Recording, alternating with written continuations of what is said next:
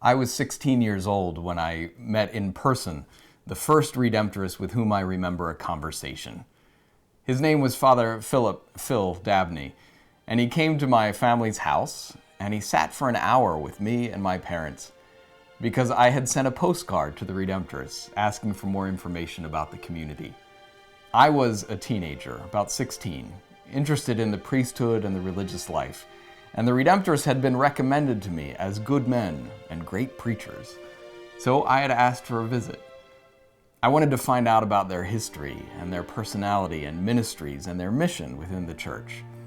And Father Dabney was helpful in filling in lots of that information for me. He told me about the Redemptorists' founder, St. Alphonsus Liguori. He talked about the congregation's long-standing mission to the most abandoned, especially the poor. And he spoke of the Redemptorists' work in parishes, on missions, and in retreat houses around the world. But at the end of our conversation, I was surprised when he offered my family a gift. Father Dabney gave my parents and me a small, old-fashioned looking picture of Mary holding the child Jesus. I thought it was a nice picture, but I honestly thought we had a better one in the house already. A print of Sassoferrato's 17th century Virgin Mary from the National Gallery in London. That print hung on the wall in my parents' bedroom, and I had admired its beauty for years. So with all the social skill of a self-absorbed 16-year-old who doesn't appreciate the gift he's just been given, I mentioned to Father Dabney that print in my parents' room was my favorite picture of Mary, and I offered to get it for him so he could see it, see how beautiful it was. Father Dabney politely waved off my offer and asked if he could just tell me some more about the image that he had just handed me. He told me that what I was holding wasn't just a pretty picture or painting like that of Sassoferrato with which he was familiar. This was an icon. It was a window into heaven, and that it could tutor the heart and reveal the mysteries of God's grace. It was the icon of our Mother of Perpetual Help. And as Father Dabney described it and explained it to me for the first time that night, I could hear behind his words a lifetime and more of prayer and love and devotion. I was moved by the way he spoke of Mary's motherly mercy, of her powerful intercession, and how a copy of the icon had hung in his own home from the time he was a child, and how she had accompanied him and all Redemptorists through their formation and into their ministries, and watched over and guided them in all that they did. I was impressed and humbled by my own ignorance of this rich part of our Catholic tradition. And when Father Dabney left that night, I took that small copy of the icon and I hung it up in my room. And so began my own journey of devotion to our Mother of Perpetual Help. Now, 27 years later, I'm delighted to be a Redemptorist, and so a member of the congregation charged with promoting devotion to our Mother of Perpetual Help throughout the world. I've spent nearly 30 years now with the icon, calling me to prayer, and having Mary and her son Jesus point me to the golden glory of God's kingdom through the way of the cross.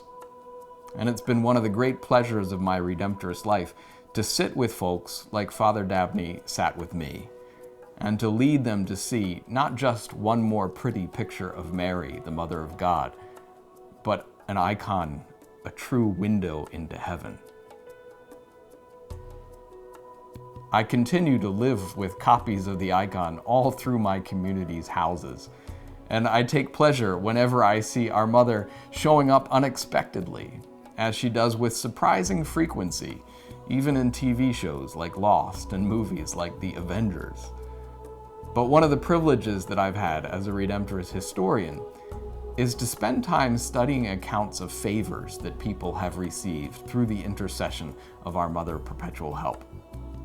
Working in our archives, I've gotten to read records of miracles that occurred at our shrines, and to see the newspaper clippings from events like what happened in 1884 with the healing of a crippled girl named Grace Hanley in Boston, who, after a cart accident and 11 years of pain, suffering, and fruitless medical treatment, came to the Redemptorist Church of Our Lady of Perpetual Help in Boston, Massachusetts on crutches, and who walked out healed, leaving her crutches and her brace at the altar before the icon and never needing them again. It's moving to see how our records reveal how, for generations now, the pattern is the same. One devotee after another has brought their cares and concerns to Our Lady, our Mother, and felt the grace of her assistance. And then they've become promoters of her devotion for others. From North America's first weekly prayer services in honor of Our Lady of Perpetual Help, all the way back in the 1860s in New York City, until today with the televised novena from Toronto, circles of devotion have continued to ripple forth around this icon, as one child of our Mother has recommended her to another and extended the reach of her loving mercy.